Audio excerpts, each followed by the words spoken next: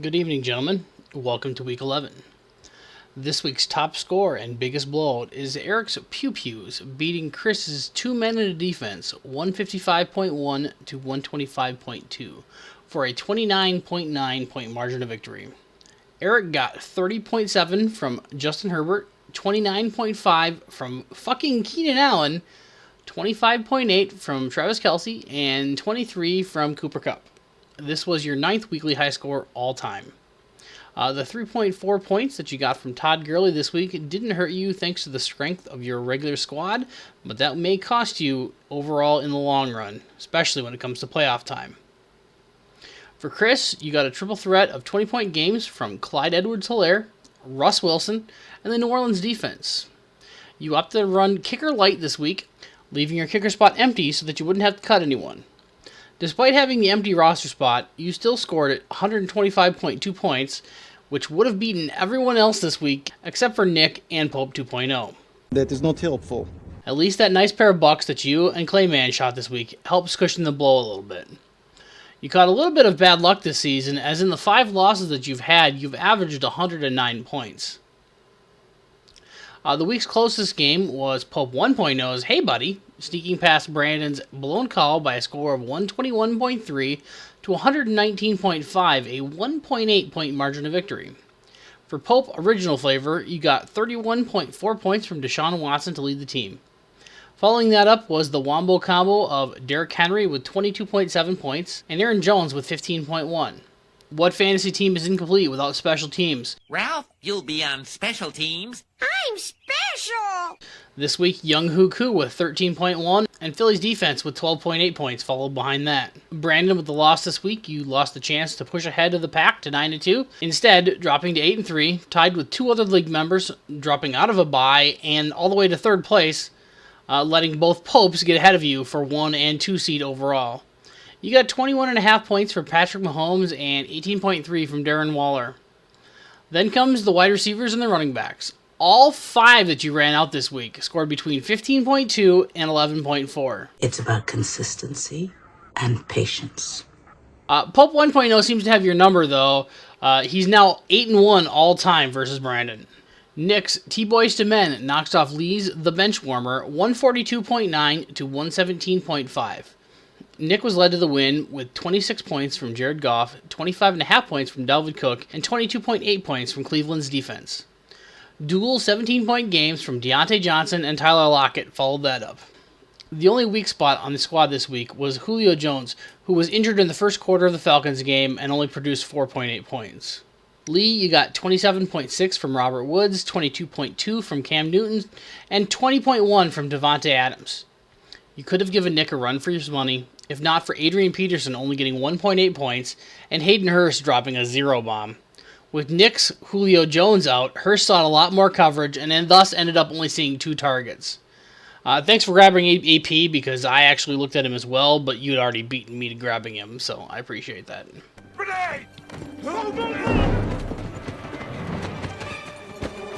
Drew's Bum Wing CMC defeats Josh's Sober Draft 121.7 to 106.3. Drew got 28.3 from Adam Thielen and 21.5 from Tyreek Hill, followed by 18.1 from Mark Andrews and 16.7 from Big Ben. You did get a goose egg from Matt Prater at your kicker spot, matching Chris's 0, despite actually starting a kicker this week.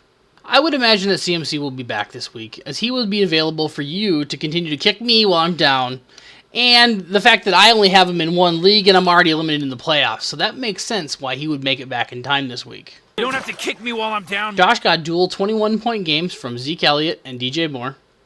You got 5.3 points from Matt Ryan, 4 points from Juju Smith-Schuster, and 4 points from Tyler Higbee. Last week, that trio combined for almost 48 points. This week, just 13. Despite that, you still scored 106 points. That 106 points you scored this week is the best that you've put up during the 6-game losing streak you're currently on. After that elite draft, Josh's squad is on the struggle bus with limited reinforcement from the waiver wire this season, and Derek some motherfucker defeats my running on empty 100.2 to 92.2. Derek got 20.3 points from Kyler Murray, 19.4 from Pittsburgh's defense, and a trio of 12-point games from Josh Jacobs, DK Metcalf, and Damian Harris. This is the lowest scoring game of your squad so far this season, and you still managed to get a win against my squad of Sally's. The 17 points that J.K. Dobbins scored on your bench, I would have loved to still have on my team. He'd have been a much better start than Duke Johnson. Getting the 12-point bump would have been enough to get me the win. My squad was led by the 18.4 points that I got from Melvin Gordon, 16.5 points from Lamar Jackson, and a pair of 14-point games from my wide receiver duo of A.J. Brown and Chris Godwin.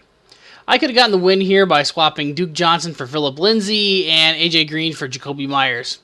It was unlikely because I barely made the call to swap out Darrell Henderson for Melvin Gordon, which ended up being a 17-point difference. The frustration continues to mount for me as my crap team has actually only met their projection one time so far this season. And what are you idiots doing here? And finally, in a battle for the pole position in the deuce, Alex's Do I Say Deuce Out defeats Jason Uratal 94.1 to 72.5. Alex got a 21.7 point game from Aaron Rodgers, 15.1 from Devontae Parker, and 13.4 from Jonathan Taylor. You also got 11.6 from Eric Ebron and 10.8 from Terry McLaurin.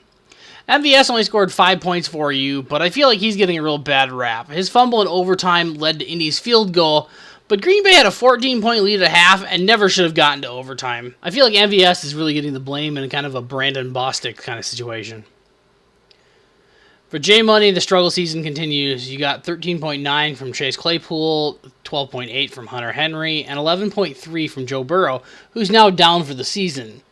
Fortunately for you, Burrow was your bye week fill-in for Josh Allen, so that injury doesn't cost you too badly.